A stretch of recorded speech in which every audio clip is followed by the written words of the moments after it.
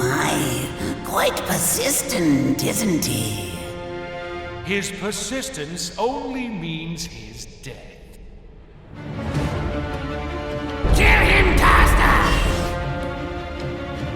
You may be a great warrior, but you have no place in our temple.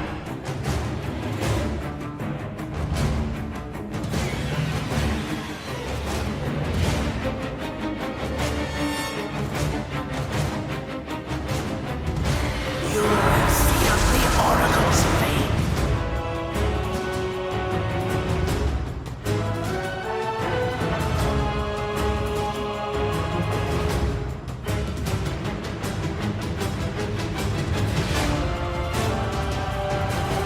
It was my brother who betrayed me. Betrayed us all. The truth always comes with a price. Your thoughts are clouded through mind-conflicted warrior. Enemies. Innocent. Kin. The intentions of Orcus are pure. Orcos. But he is a fury. And he will play his part in time. The Furies infect your mind because you run from your oath to Ares. Your bond is complete. What's done is done. It cannot be undone. To be free of the madness that infects you, you must defeat those who hold your bond with the god of war. Across the sea, the lantern of Delos keeps the eyes of truth. Find the eyes, and they will show you the path to freedom.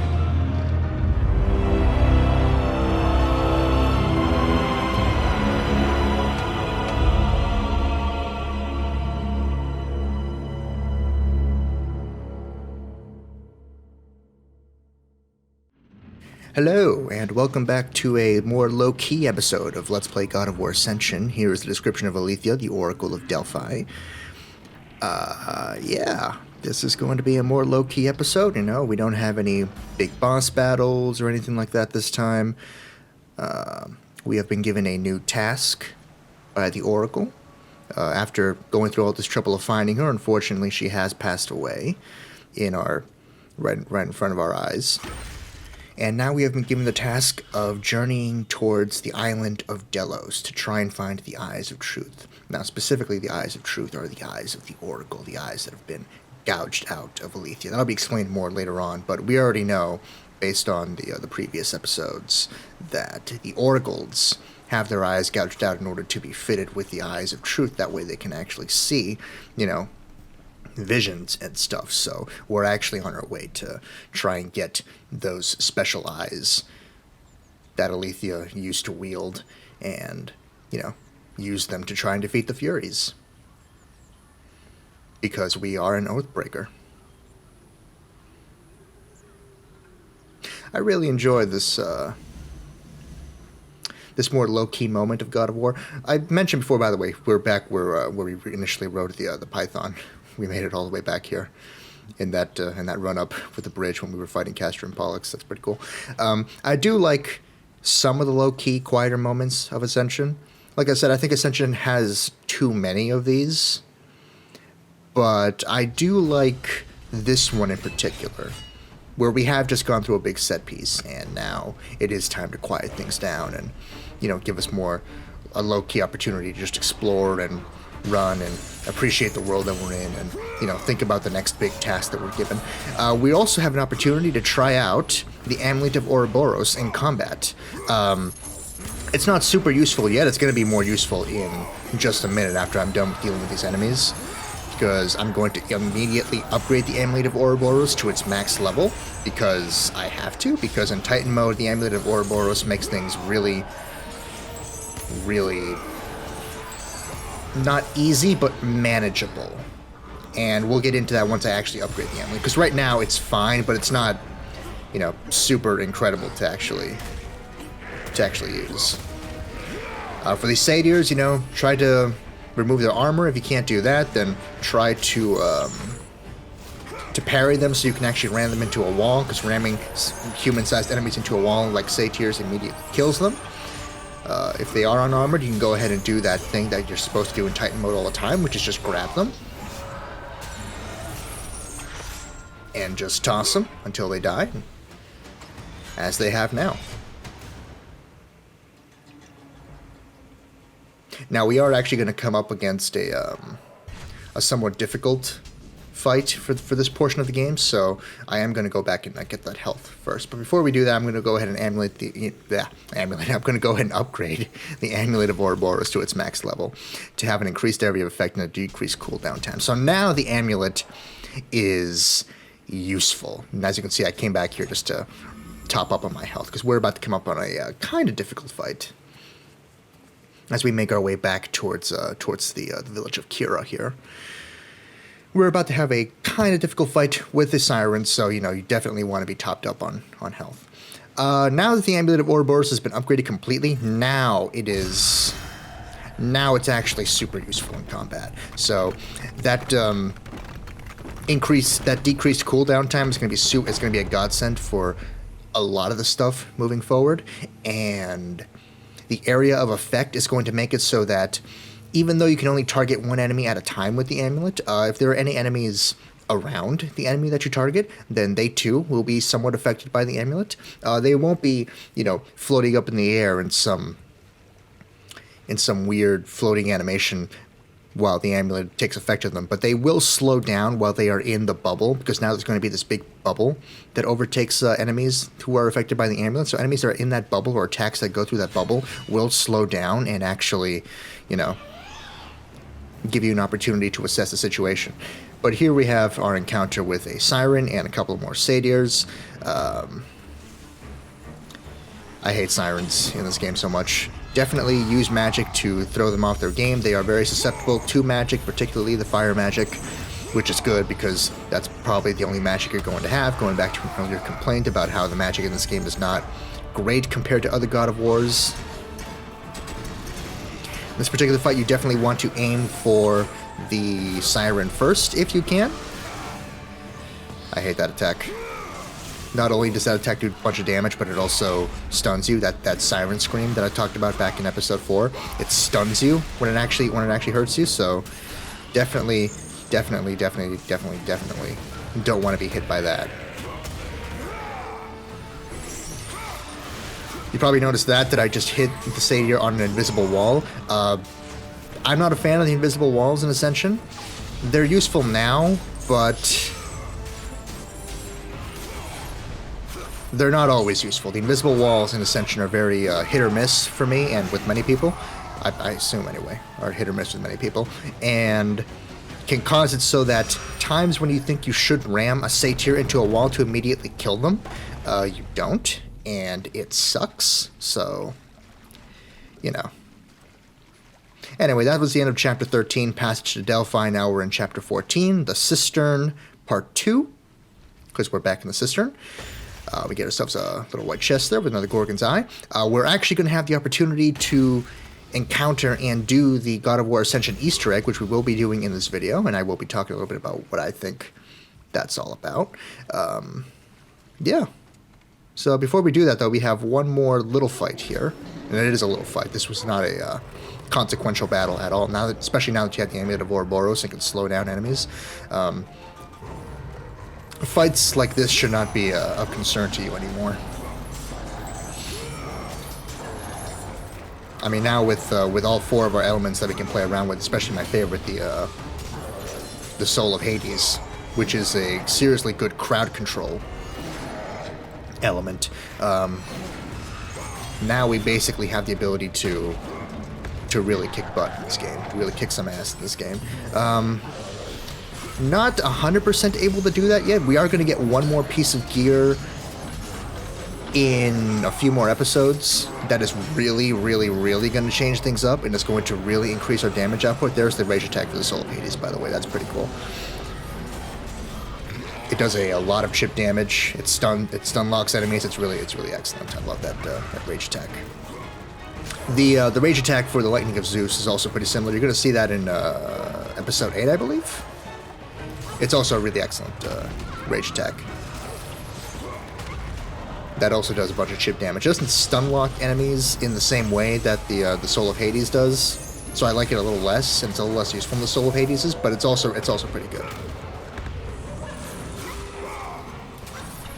Easy fight though, just a bunch of hounds.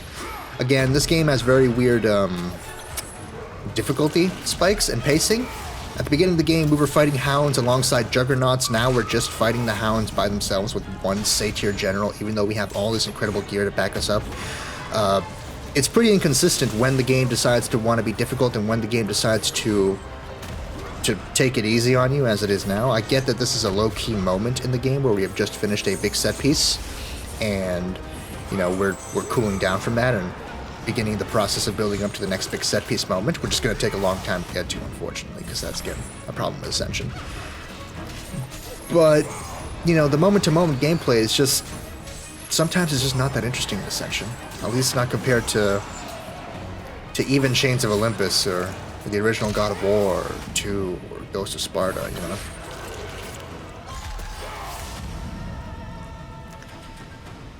We're done, though. And we have more decayed chests to open up. Now that we're making our way back through the same place that we came from before, now we're going to be able to really interact with all this stuff and look at it in new light. So here is a closer look of how you actually use the Amulet of Ouroboros to reconstruct chests, decayed chests. You just get close, you activate the amulet with L2 square, and, you know, that's it. So that was chest number 2 of 7. This is chest number 3 of 7. And now we're going to go ahead and begin the Easter egg portion of this video where we actually uncover what this Easter egg is. So you're going to see the solution on screen as well. I'm also going to be talking just cuz. So some very smart people on the internet have deciphered those random letters to mean sun, to mean a bunch of symbols that are representative of the symbols that are on the ground here. So just go to each symbol, press R1. Like it says on screen, you're not going to see or hear any feedback pressing R1 on these symbols, but it is happening, so, you know. I believe this is the last one before we have to go back to the painting, the lion. Yeah, it's the last one. Now we have to go back to the painting, which is sun again, pressing R1, looking at the painting, and when the earth stops, the journey begins. And there are links below, as the screen mentions, to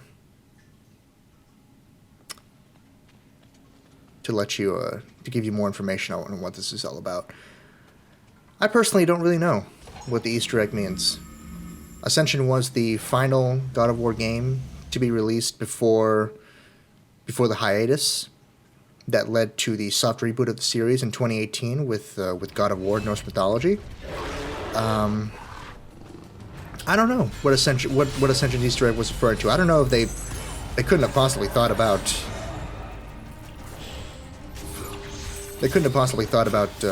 what was going to happen next. What that God of War 2018 was going to be the next project they do this far back. Maybe they did, maybe they didn't. I don't know. I haven't seen the Raising Kratos documentary yet, so I don't know the specifics of the development of God of War 2018. It could also refer to just the immediate aftermath of God of War 3, which we'll get into, but God of War 3 is basically the end of Greek mythology. It's a mythology about the end of Greek mythology. So maybe it's just in reference to that when the Earth stops, which is kind of a thing that happens in God of War 3, when the Earth stops, the journey really begins. You know, that humanity now has to begin its journey of evolution and not trusting in the gods and, you know, trusting in themselves and science and all that kind of stuff. And I don't know. Honestly. But it is something we'll be talking about more as we get into the main God of War titles and as we get closer and closer to God of War 3 and in God of War 3 itself, because again, God of War 3 is a mythology about the end of mythology, specifically the end of Greek mythology, because obviously in this universe there is still more mythology to be explored and stuff.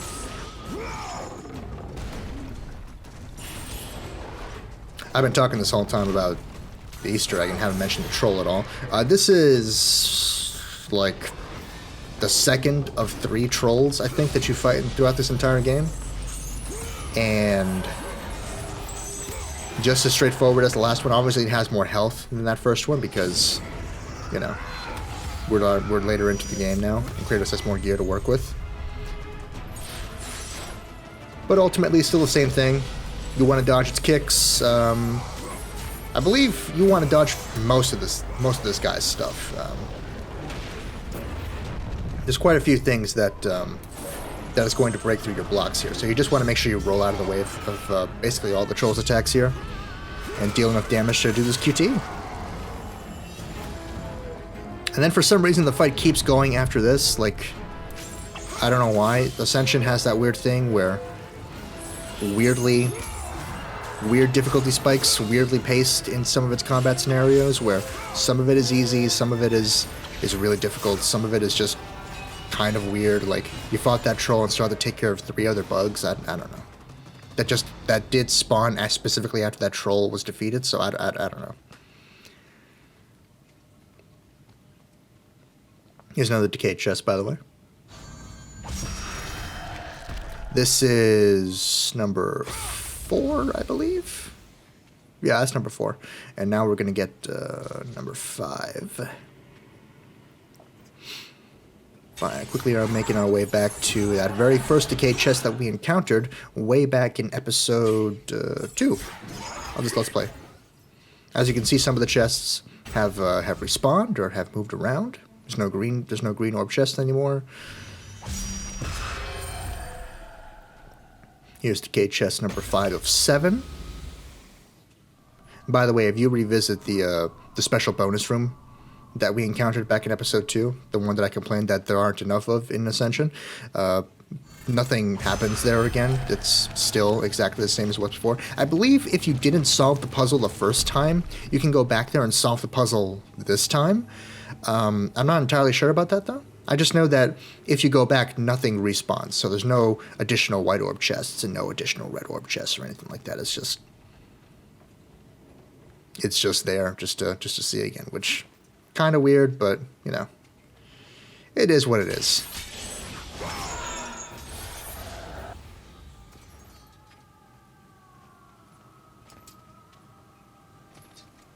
I think I mentioned earlier that I've been sitting on this footage for, a long time now. Many months now.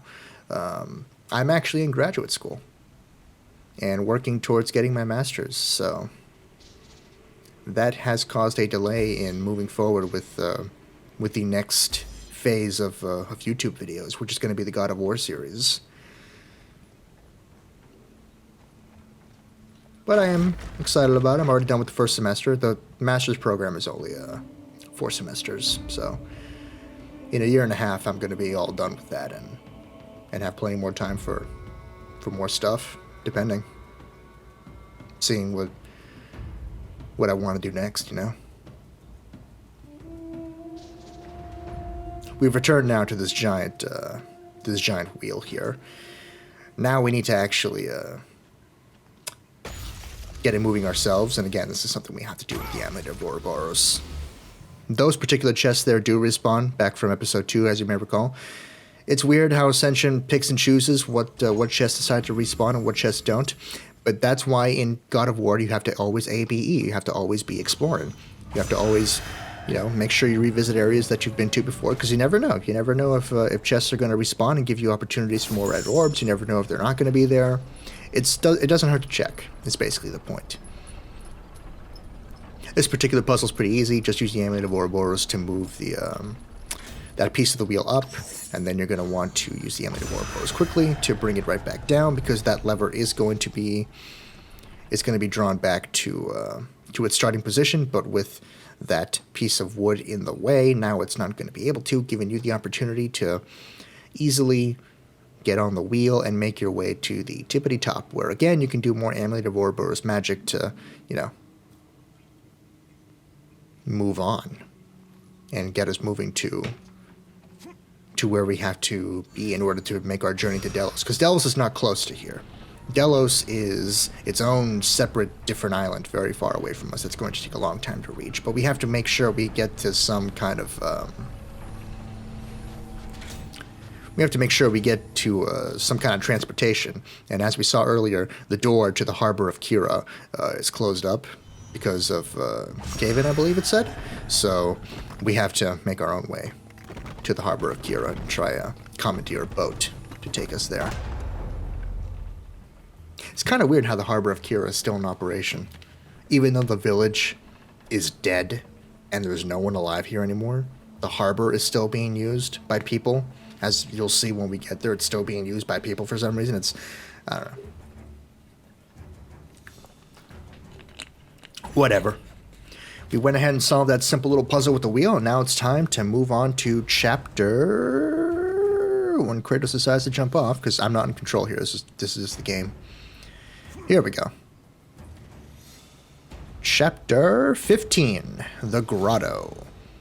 Chapter 15 of 30. We are officially halfway through the chapters. And basically halfway through the game. I mean, second half of the game is... boy, it's about the same length as the first half, I think, overall. But it divides itself up differently than how the first half did.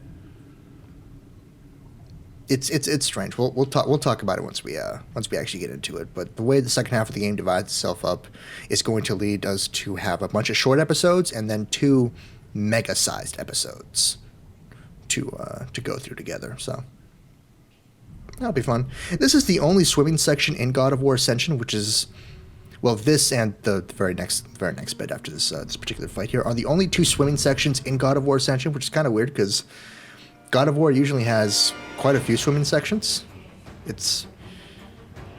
Most of the God of War games usually have a couple of swimming sections throughout the game, but Ascension only has the one divided into 2 little sections back to back just in this particular chapter and then never again.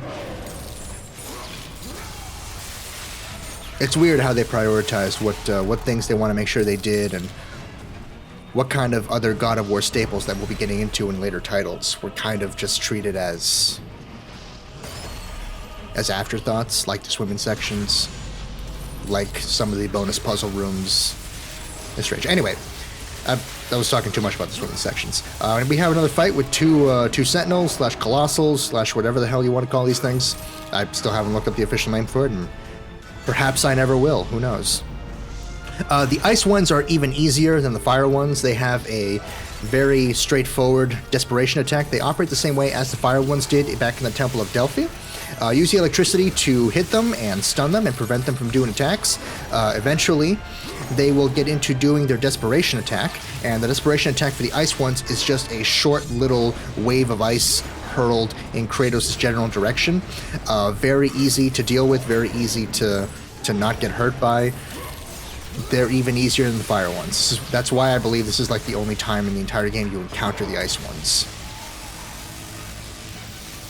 There's the rage attack for the Lightning of Zeus. You saw it in action there. It's pretty good. It's not as useful as the desperation attack as the rage attack, I should say, for Fire of Ares or Soul of Hades, but it's pretty good. It's not bad. It does damage. It doesn't do any stun locking, but it does do a ton of damage in a very, very short amount of time, so, you know, worth using. Again, though, these metal constructs here, whatever the hell you want to call them, very easy. They're ice variants. Again, that's why this is like the only time you fight the ice variants in the game. There is one more variant that we'll be meeting later. I believe I mentioned them before. They're the electricity variants, and we fight them a few times. We fight the fire ones a few more times. We never fight the ice ones again. That was the one and only time we took on the fire variants, the ice variants, I should say, of those metal doohickeys. This puzzle, very simple. Just decay both the chains on both sides to lower the gate and get us moving again. There we go.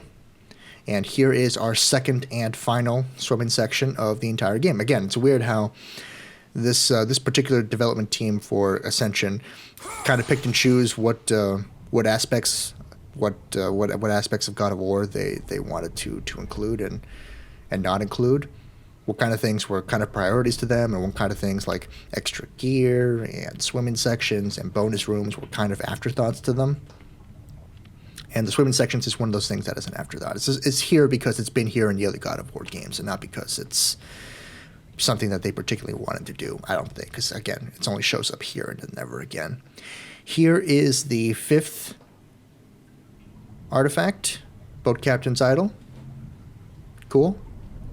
I'm just exploring here to make sure there's like no secret chests or anything, because in other God of War games, there are a whole bunch of secret passages and multiple directions you can go in other water sections. But in Ascension, it is as straightforward as it gets. There's only very few alternate paths. They don't lead to anything special.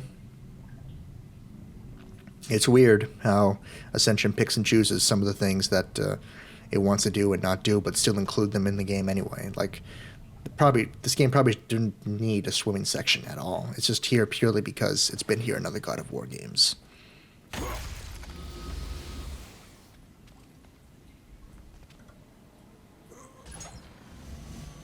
But as we wrap up now, and we are wrapping up now because we're going to have a pretty long cutscene to end things up here, we move on to Sub-Chapter 15, The Harbor of Kira. This is officially not a chapter in the game, even though it is titled as though it were a chapter. In the main menu in the chapter select screen, you will not see the Harbor of Kira pop up. Chapter 15 is purely just the grotto, and the grotto encompasses both the grotto and the Harbor of Kira.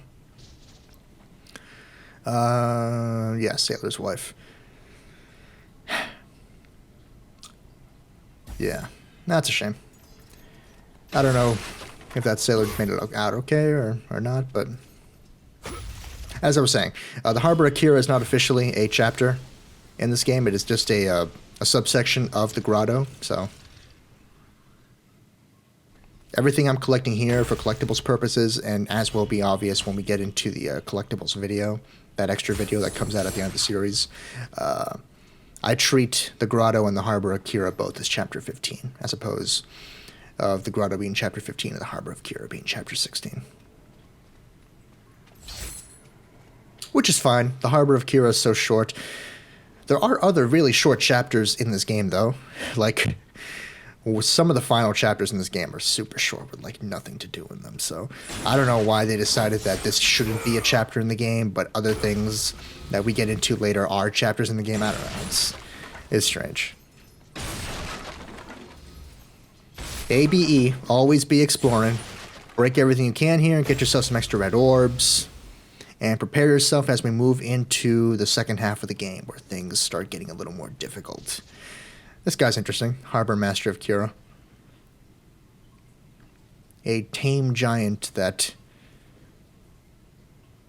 pushes vessels out into sea for safe passage. That's pretty cool. I like that.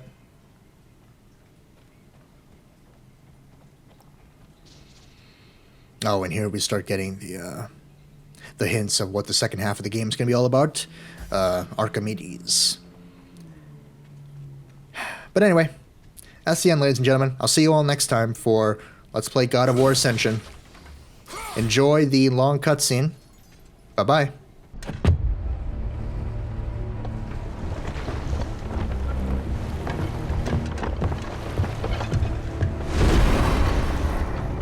Only a coward hides himself, Orcos. You know I'm one of the Furies who forged your bond. You would have killed me before I could even speak. Then tell me, what has brought you to this betrayal of your own kind? It was you. The injustice of your oath that made me doubtful. Is it possible that through all your suffering you still do not understand why you were chosen? Why Ares needed you, why he still needs you. Speak clearly. Oh, Kratos. The God of War has been plotting for years. I was brought forth by the joining of the War God and the Fury Queen. In rage and insanity, Ares hoped to conceive the perfect warrior. But I was only a disappointment to him. It was my mothers who spared me. They gave me the task of keeping the oaths. Although my burden was great, I was determined to be of service to those who said they loved me. But it was you, Kratos. It was the final task of your bond that made me question the actions of my family.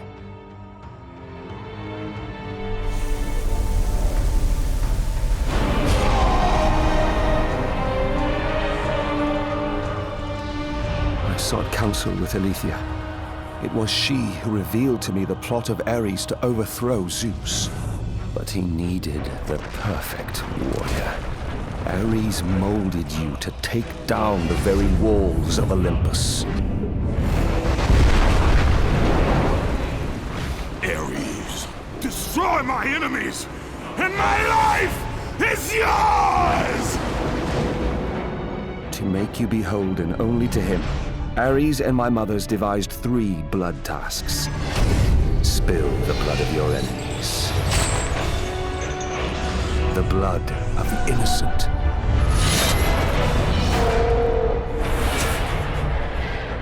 The blood of your very... The past is the past, Orgos. past you now seek to rectify. And I will do so without the aid of a Fury.